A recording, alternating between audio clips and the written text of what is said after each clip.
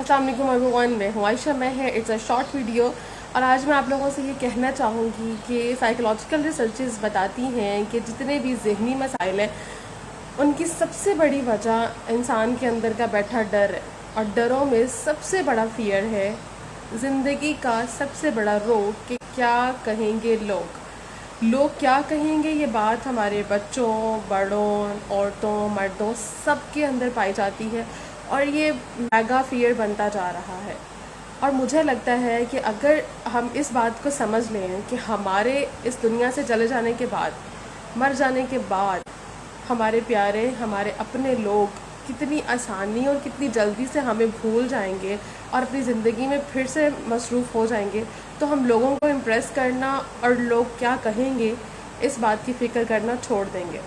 अक्सर मैंने सुना है लोग कहते हैं लोग ठीक नहीं हैं, हालात ठीक नहीं हैं, माशरा ठीक नहीं है।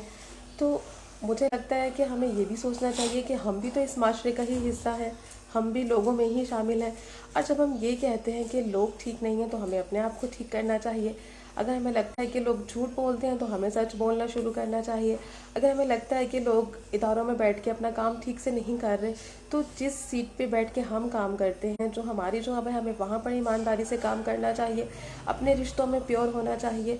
हो सकता है किसी की तलाश हम पे ख़त्म हो जाए। सोसाइटी में चेंज अपने आप से शुरू करना है हम सबको। Thank you so much. अस्सलाम वालेकुम, मैं हूँ आयशा मेहर। आज बात करेंगे पॉजिटिविटी के बारे में कि पॉजिटिविटी का असल मतलब क्या होता है। पॉजिटिविटी का असल मतलब ये नहीं होता है कि आपकी ज़िंदगी में चाहे जो कुछ मर्जी हो जाए, कोई आके आपको कुछ भी कहकर चला जाए, लेकिन आपके फेस पर हमेशा एक स्माइल रहे और आप पॉजिटिव पर्सन बने रहें। बल्कि पॉजिटिविटी का असल मतलब ये होता है कि वो नज़रिया, वो नज़र, वो लेंस जिससे आप दुनिया को देखते हैं वो पॉजिटिव होनी चाहिए। एक पॉजिटिव पर्सन हमेशा अपने पास से लर्न करता है, अपने प्रेजेंट में हैप्पी रहता है और अपने फ्यूचर के लिए होपफुल होता है। और एक पॉजिटिव पर्सन का एटीट्यूड हमेशा ग्रैटिट्यूड वाला होता है, यानी शुक्रगुजारी उसकी फर्स्ट प्रायोरिटी होती है। और एक पॉजिटिव अस्सलाम वालेकुम, मैं हूँ आयशा। मैं है इट्स अ शॉर्ट वीडियो और ये शॉर्ट वीडियो है उन स्टूडेंट्स के लिए जिनकी डेट शीट आ चुकी है, एग्ज़ाम बिल्कुल करीब है, लेकिन अभी तक उन लोगों ने अपनी तैयारी नहीं की है। सो एक शॉर्ट वीडियो में हम समझेंगे एक छोटा सा प्लानर जिसके अकॉर्डिंग हम अपनी तैयारी अच्छे तरीके से कर पाएंगे। सो मिसाल के तौर पर अगर आपके पास सिर्फ एक महीना बाकी है आपके एग्ज़ाम्स में, तो आपको क्या करना है कि अपने सारे सिलेबस को एक महीने पे डिवाइड कर देना है। अब एक महीने के अंदर होते हैं 4 हफ्ते, तो आपको अपने सिलेबस को 4 पार्ट्स में डिवाइड करना है। फिर आपको एक हफ्ते को पकड़ना है और अपने सिलेबस को, वो जो आपने 4 हफ्तों पे डिवाइड किया था, उस एक हफ्ते के सिलेबस को 7 दिनों पे डिवाइड करना है। और फिर आपने अपने डे 1 की प्लानिंग करनी है, which is very important. Day 1 के प्लानिंग के तहत आप अपनी तैयारी अच्छे से कर सकते हो और इस तरह से आपको टेंशन भी नहीं होगी कि पेपर की तैयारी नहीं है, सिर्फ 20 दिन रह गए, 25 दिन रह गए। ये टेंशन आपको नहीं होगी, आप बहुत आराम। अस्सलाम वालेकुम, मैं हूँ आयशा मेहर। कुछ दिन पहले एक लड़की ने सवाल किया कि क्या एक बेवा या तलाक याफ्ता औरत को अपने बच्चों के होते हुए दूसरी शादी करनी चाहिए। तो इस तरह के जो सवालात होते हैं उनके जवाब को हमने फैक्ट्स और रियलिटी दोनों की बेस पर चेक करना होता है।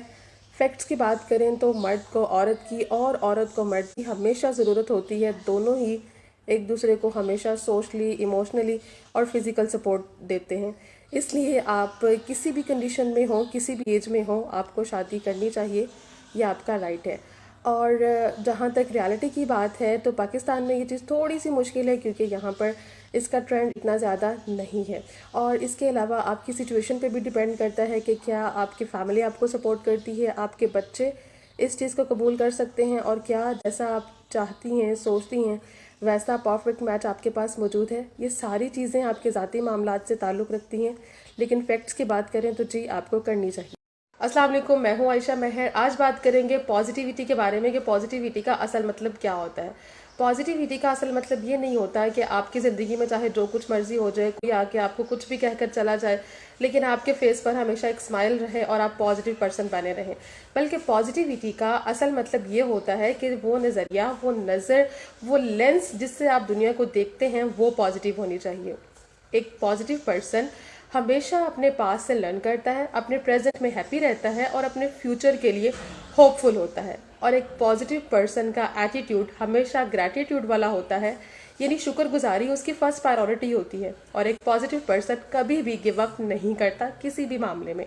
सो क्या आप पॉजिटिव पर्सन हैं? अस्सलामुअलैकुम, मैं हूँ आयशा महर। कुछ दिन पहले एक बच्चे ने मुझसे सवाल किया था कि अक्सर ऐसा होता है कि हम अपनी स्टडी के लिए बहुत बड़े बड़े प्लान्स बनाते हैं लेकिन उन प्लान्स को फॉलो नहीं कर पाते। इसकी मेन वजह क्या है? तो इसके लिए मल्टीपल रीजंस हो सकते हैं। सबसे पहला वजह जो इसकी होती है वो सुस्ती होती है कि हम लोगों को बहुत सारी सुस्ती का सामना करना पड़ता है। अब सुस्ती का सामना क्यों करना पड़ता है? क्योंकि हम लोगों ने अपने गोल्स को आइडेंटिफाई नहीं किया होता। चाहे आपके गोल्स आपकी स्टडी से रिलेटेड हैं या किसी भी और चीज़ से रिलेटेड हैं, आपको पता होना चाहिए कि आप वो काम क्यों करना चाहते हैं, और अगर आप अपने गोल को अचीव कर लेते हैं तो उसके बाद आपको क्या बेनिफिट होगा, क्या प्लेयर मिलेगा। आइडेंटिफिकेशन बहुत ज़्यादा ज़रूरी है। दूसरा इसका मेन रीज़न होता है कि हम लोगों ने प्लानिंग नहीं की होती। बस यहाँ पे सोच लिया होता है कि हमने सिर्फ 4 घंटे स्टडी करनी है, लेकिन हमने 4 घंटे में क्या पढ़ना है, वो 4 घंटे कौन से 4 घंटे होंगे, दिन में होंगे, रात में होंगे, या सुबह दोपहर शाम के हिसाब से हम लोगों ने उन घंटों को डिवाइड करना है। प्लानिंग हमारी बहुत ज़्यादा कमज़ोर होती है। और तीसरा रीज़न इसका ये होता है कि हम लोगों को बहुत ज़्यादा आदत पड़ी होती है बिला वजह मोबाइल के ऊपर प्रैंक वीडियोस देखने की, गेम्स को देखने की, गेम प्ले करने की। और हम ये सारी मोबाइल का गैर ज़रूरी इस्तेमाल इसलिए कर रहे होते हैं कि मोबाइल के गैर ज़रूरी इस्तेमाल करने की हमें आदत पड़ी होती है, और ये आदत हमें inner player, inner satisfaction indirectly हमें दे रही होती है। हम सोचते हैं कि पता नहीं हम क्यों इतना मोबाइल का इस्तेमाल कर रहे होते हैं। जब हमने पढ़ना होता है, खुद को बिठाना होता है, खुद से काम करवाना होता है, तो उसमें तो मेहनत करनी पड़ती है। लेकिन चूंकि मोबाइल के ऊपर हम लोगों ने बैठ के बिल्कुल फ्री होके आराम से तसल्ली से वीडियोस देखनी होती हैं, गेम प्ले करनी होती है, उसमें हमें किसी किस्म की मेहनत नहीं करनी पड़ रही होती, इसीलिए हमें इनर सेटिस्फेक्शन मिल रही होती है। सो ये कुछ रीजंस हैं, इनके ऊपर काम करें और अपनी स्टडी को बेहतरीन करें। Thank you so much.